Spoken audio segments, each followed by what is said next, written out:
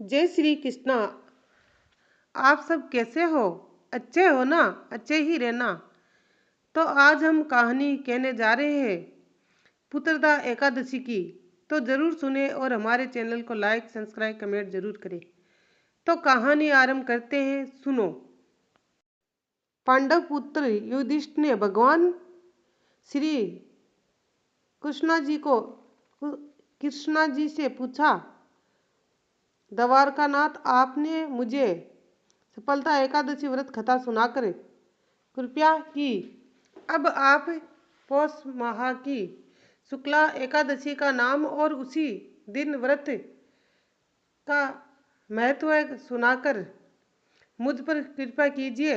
इतना सुनकर भगवान ने कहा, धर्मराज युधिष्ठिर, इस एकादशी का नाम पुत्रदा एकादशी है। इसका व्रत करने से मनुष्य तपस्वी, विद्वान और लक्ष्मीवान होता है। इस दिन भगवान नारायण की पूजा की जाती है। इस व्रत के समान इस चर अजर संसार में दूसरा कोई व्रत नहीं है। इसके विषय में मैं तुमको एक पुराण कथा सुनाता हूँ। भद्रावती नामक नगरी में सुकेतुमा नाम का एक राजा था। उसकी पत्नी का नाम सवैया था। वह निपुत्री थी, जिस कारण वह और उसकी रानी दोनों ही चिंतित रहने लगे, क्योंकि उनके पितर रो कर पिंड ग्रहण करते थे और राज्य में बंधु बांधव, धन, हाथी, घोड़ा आदि सब कुछ होते हुए भी राजा के मन को संतोष नहीं था। इस कारण केवल एकमा राजा का निपुत्री होना ही, क्योंकि मरने के पश्चात कौन पिंड दान देगा। जिस घर में कुल दीपक पुत्र न हो, उसका कल्याण कठिन है। उस घर में सदैव अंधेरा ही रहता है। इसलिए मुझे पुत्र की प्राप्ति का प्रयत्न करना चाहिए। इस प्रकार वह राजा सदैव विचार किया करता था। इस बात से अधिक दुखी और राजा ने विचार किया करता था। राजा ने एक दिन आत्मघात करने का, शरीर त्याग देने का विचार किया, किंतु आत्महत्या करना भी तो पाप है। सोचकर एक दिन राजा बिना कहे राजपाट को छोड़कर वन के लिए चला गया। ये सोचकर वन में चला गया। एक दिन राजा बिना कहे राजपाट छोड़कर वन में चला गया। वन में पहुंचकर वन के जीवों के चरित्र देखने लगा। बांद, सुअर, सिंह, रींछ, बंदर, हाथी, हथनी, सर्प अतीत अनेक जीवों को देखकर वन में अनेक दूषियों को निहारा। राजा ने सोचा, मैं पड़ गया। इस प्रकार जब वन में राजा को 2 पहर व्यतीत हो गए, तो उन्होंने कुछ भूख प्यास लगने लगी।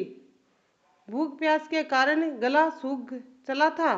तब वह राजा सोचने लगा कि मैंने अब तक अनेक यज्ञ कराए हैं और उनके ब्राह्मणों को भोजन भी कराया है, किंतु फिर भी यह कष्ट मुझे किस कारण सहना पड़ रहा है। तब राजा ने प्यास के मारे व्याकुल हो गया और पानी की खोज में आगे बढ़ा।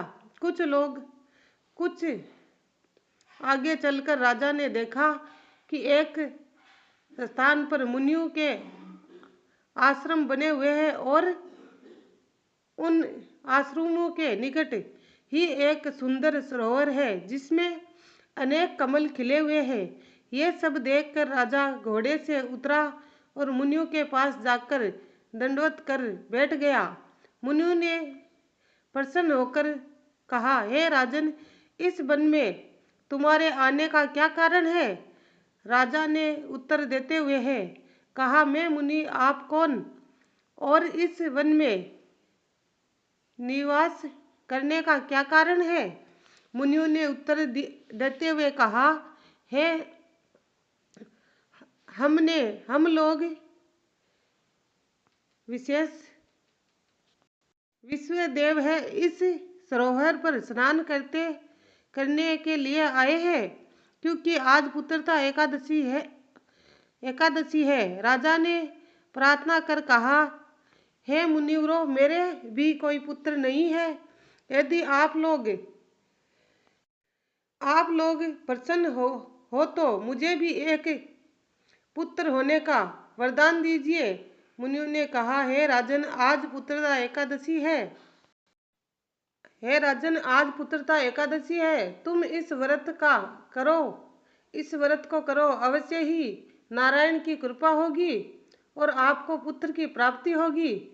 मुनियों के कहे अनुसार राजा ने वहीं पर उस सरोवर में स्नान करके एकादशी व्रत नियमित पूर्व धारण किया और मुनियों को दंडवत प्रणाम करके अपने नगर को वापिस चला गया।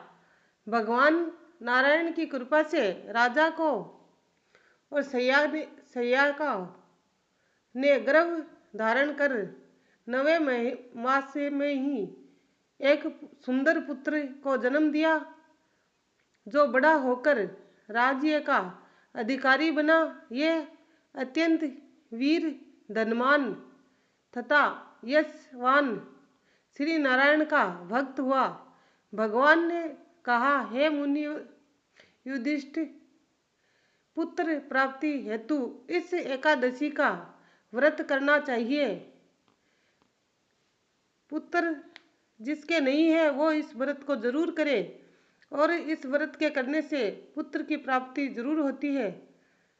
व्रत करना चाहिए, व्रतों के अधिक उत्तम है। पुत्र प्राप्ति के लिए सब व्रतों में ये व्रत उत्तम है। मनुष्य इस व्रत को धारण करते हैं, वन पुत्र प्राप्त कर अंत में स्वर्ग को प्राप्त होते हैं। जय नारायण भगवान की, जय श्री कृष्णा की। आपको हमारी एकादशी की कहानी अच्छी लगी तो लाइक, सब्सक्राइब, कमेंट जरूर करें और जिसने एकादशी करी है वो कहानी जरूर सुने। जय श्री कृष्णा।